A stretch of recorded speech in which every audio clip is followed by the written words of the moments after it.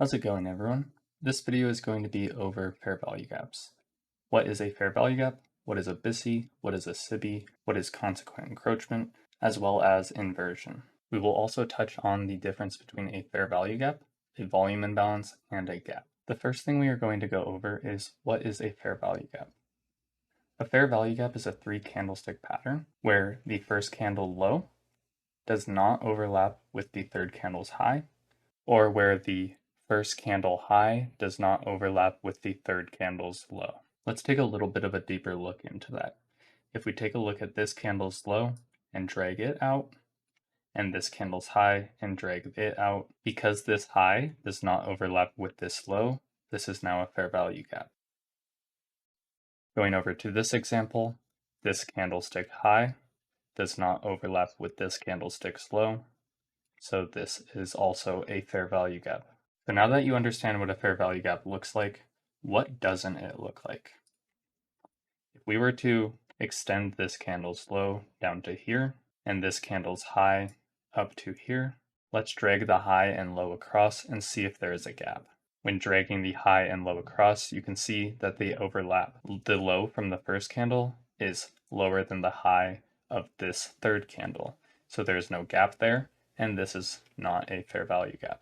Similarly over here, if we were to extend this high up and this low down, you can see that there is overlap between the first candle's high and the third candle's low, meaning there is no fair value gap here. So just to clarify, a gap between the first candle's low and the third candle's high, or the first candle's high and the third candle's low, is what creates a fair value gap. Let's go over a few examples of finding fair value gaps. So if you look right here, we have our first candle's low, extend that out, and our third candle's high, extend that out. There is a gap between this candle's low and this candle's high, and that creates a fair value gap. Now if you notice, do we have another one? Yes, because this candle's low does not overlap with this candle's high. So now we get an aggressive move in the opposite direction, and looking at this candle right here, 1, 2, 3, this candle's high does not overlap with this candle's low, which creates another fair value gap. The next thing we are going to go over are SIBIs and BISIs. A SIBI is a sell-side imbalance, buy-side inefficiency. What does that mean? It means that sell-side was offered, but buy-side wasn't, so it is inefficient, or simply put, a bearish fair value gap. A BISI is a buy-side imbalance, sell-side inefficiency. This means that buy-side was offered, but sell-side wasn't, so it is inefficient, or a bullish fair value gap. So if we look at this price action right here, we have a bearish fair value gap where sell side is offered, but buy side is inefficient. So this creates a SIBI. Now if we move over here and let this play out, you can see price made a bullish fair value gap here, or a BISI, because it offered buy side but not sell side. And there we go. There's an example of a SIBI and a BISI, and I hope that clarifies some things for you guys. There are 3 things that I look for within a fair value gap. The first being the start of the fair value gap, the second being the consequent encroachment, or the 50% of the fair value gap, and lastly, where price completely fills the fair value gap. When price returns to the fair value gap, I want to see a few different things. 1, price can either reach up into this fair value gap, close out, and continue lower. It can also reach up into the consequent encroachment of this fair value gap.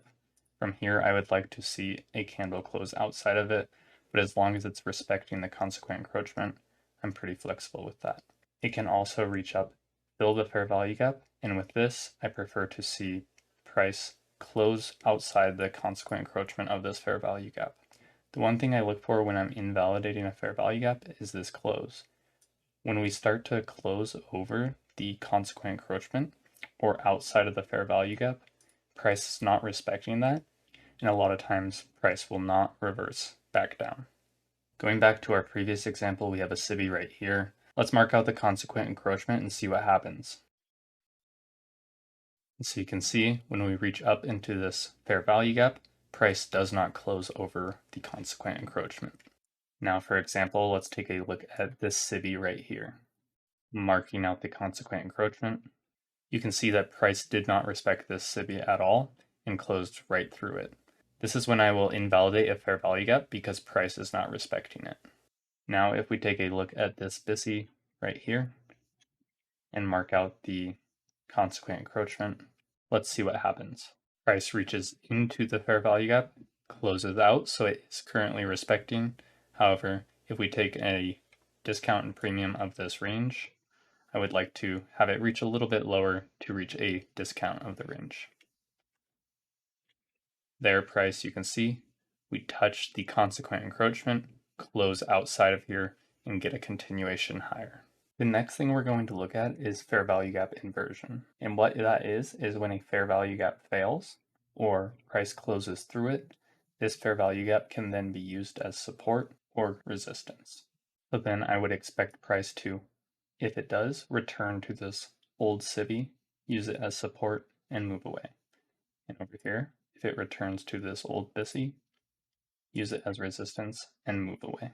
One thing is that this doesn't need to occur back to back, or these fair value gaps don't have to overlap. This can occur later on after a period of consolidation. Going back to this previous example, we have a SIBI right here. Price closes through it. I can then look to see if this SIBI supports price, which it then does before getting a move higher. Here's an example of what I mean when I say that fair value gap inversion does not need to occur back to back. So as we watch this play out, our first clue is that this closed below the consequent encroachment. We cannot displace back out, hit this wick right here, come back in. Let's see if we can close below the fair value gap. And right here we get a close below the fair value gap. Extending this out, let's see what happens when price returns to this. You can see price returns to this BISI, this old BISI. It then uses it as resistance to go lower. For our next example, we have a SIBI right here. So let's see how price reacts to it. And you can see we filled this fair value gap and price closes out of it. So it's currently respecting it. It takes sell side liquidity, comes back up, still respecting the SIBI as it closes out of it. Takes sell side liquidity again, comes back up, still respects it. We open up, and right here we close over this SIBI. So extending this out in time, let's see what happens when price returns. You can see how the consequent encroachment was used as support. And then going even further ahead, we reach into this old SIBI again, use it as support, and get displacement back out of it. The last thing we're going to cover in this video is the difference between a fair value gap, volume imbalance, and a gap. We already discussed what defines a fair value gap, so let's look into a volume imbalance and gap. A volume imbalance is a gap between the closing and opening price of two candles, and the difference between a volume imbalance and a gap is a gap has a complete absence of trading between two candles, while a volume imbalance had trading or overlap between the high and the low.